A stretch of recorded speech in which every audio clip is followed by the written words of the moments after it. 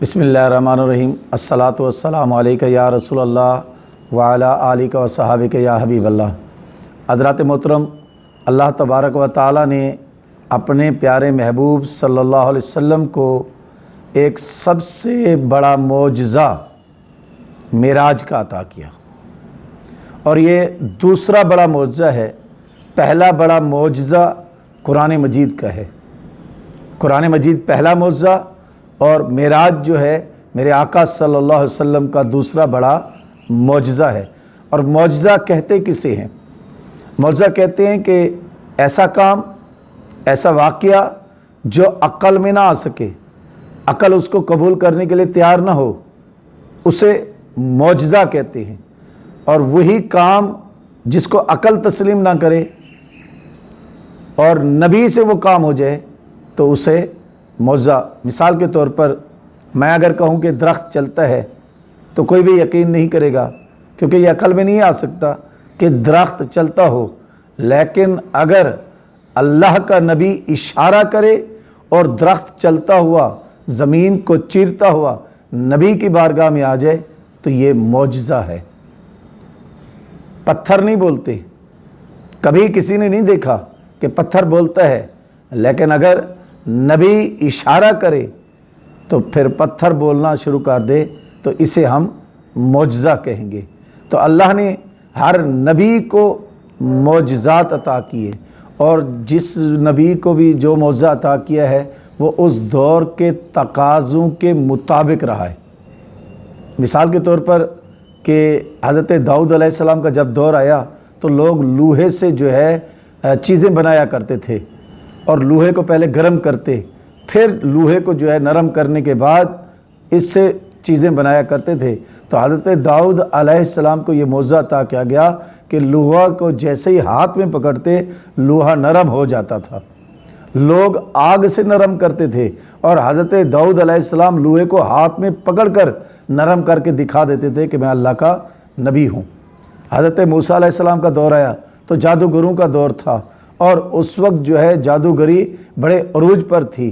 اللہ تبارک و تعالیٰ نے حضرت موسیٰ علیہ السلام کو عصا عطا فرمایا، ایسا عصا کہ ہاتھ میں آتا تو ڈنڈا تھا، لیکن ہاتھ سے جب چھوڑتے تو وہ اژدہا بن جاتا تھا۔ اور فرعون نے جب ان کے ساتھ مناظرہ کرایا تھا حضرت موسیٰ علیہ السلام کا اور جادوگروں کا، تو ہزاروں لاکھوں ٹن جو ہے وہ جتنے بھی سانپ آئے تھے ان سب کو حضرت موسیٰ علیہ السلام کے عصا نے اژدہا بن کر سب کو نگل لیا۔ تو یہ بتا دیا کہ میں اللہ کا سچا نبی اور رسول ہوں۔ حضرت عیسیٰ علیہ السلام کا دور آتا ہے تو طب یونانی بڑے عروج پر تھی، بڑے بڑے حکیم جو ہے اس وقت جو ہے اپنا نام دنیا میں کما چکے تھے۔ حکیم سقراط ہے، افلاطون ہے، تو اس طریقے سے اور بہت سے حکماء جو ہے اپنا نام کما چکے تھے۔ لیکن اس دور میں 3 مرض ایسے تھے جن کا علاج ناممکن تھا اور وہ دریافت نہیں کر سکے تھے۔ کون کون سے؟ ایک یہ کہ مادرزاد اندھا جو تھا اس کے آنکھوں میں روشنی وہ نہیں پیدا کر سکتے تھے، اسے اس قابل نہیں بنا سکتے تھے کہ وہ دیکھ سکے۔ دوسرا کور کا مرض، اس کا بھی علاج ان کے پاس نہیں تھا۔ تیسرا موت کا بھی علاج ان کے پاس نہیں تھا۔ تو اللہ نے جب ان کی طرف حضرت عیسیٰ علیہ السلام کو بھیجا تو ان تینوں معجزات کو قرآن بھی ان کا ذکر کرتا ہے کہ حضرت عیسیٰ علیہ السلام جب کسی مادرزاد اندھے کو ہاتھ لگاتے تو اس کو آنکھوں میں بینائی لوٹ آتی، روشنی لوٹ آتی، وہ دیکھنا شروع کر دیتا۔ اور اسی طریقے سے کور کے مرض کو ہاتھ لگاتے شفا مل جاتی، اور کسی کو جو ہے اگر کہتے کسی مردے کو زندہ کرنے کے لیے تو پھر وہ زندہ ہو جاتا تھا۔ تو اللہ تبارک و تعالیٰ نے یہ معجزات حضرت عیسیٰ علیہ السلام کو عطا کیے۔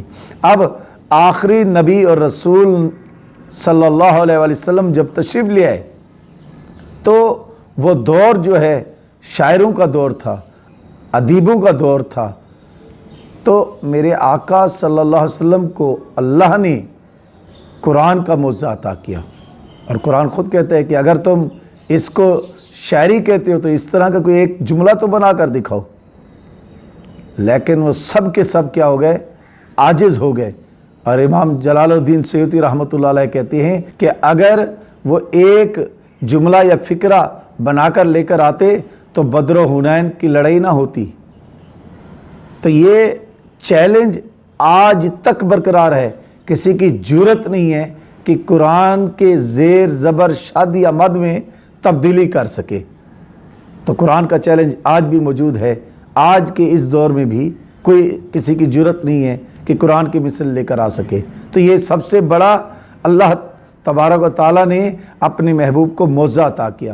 اور دوسرا بڑا معجزہ جو اللہ تبارک و تعالیٰ نے اپنے محبوب صلی اللہ علیہ وسلم کو عطا کیا وہ معراج کا معجزہ ہے، کیونکہ یہ جو دور تھا آخر تک کسی اور نبی اور رسول نے نہیں آنا، اور رب جانتا تھا کہ لوگوں نے جو ہے اپنے علم کی بنیاد پر، اپنی سائنسی ترقی کی بنیاد پر چاند پر قدم رکھنا ہے، مریخ تک بھی پہنچنا ہے۔